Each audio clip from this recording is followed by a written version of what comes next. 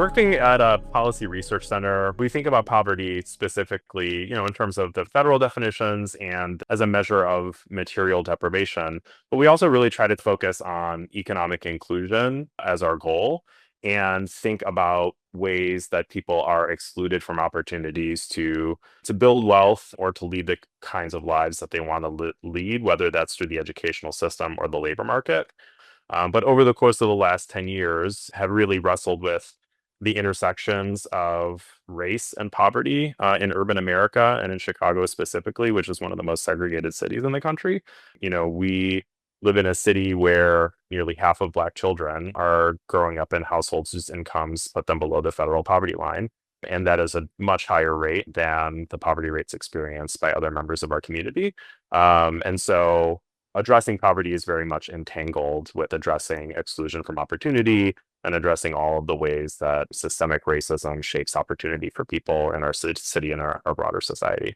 Housing is a place where I think we see some of these things most vividly.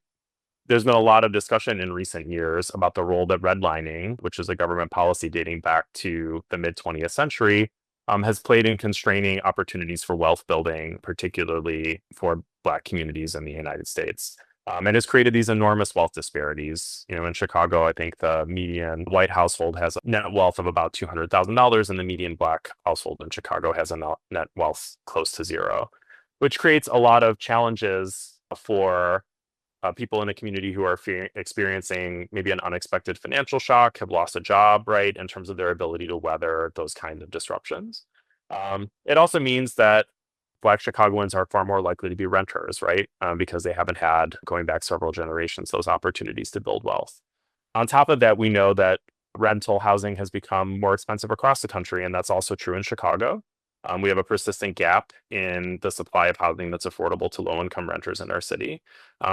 And so the net effect of all of this is that children in Black families in Chicago are far more likely to experience an eviction and far more likely to experience homelessness than other children. And we've seen through really innovative research from some researcher affiliates of ours, John Eric Humphreys, Winnie Van Dyke, and others, that experiencing an eviction for a student who's in school dramatically reduces their likelihood of graduating high school, dramatically reduces their credit accumulation, and dramatically increases the likelihood that they'll be chronically absent.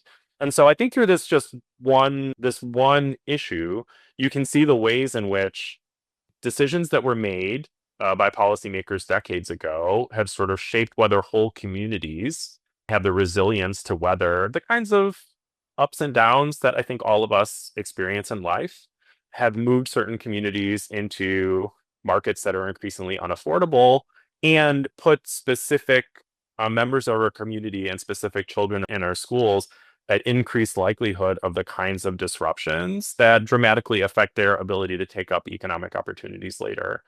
There are two main messages that I hope people will take away when thinking about poverty in our society and how we might address it.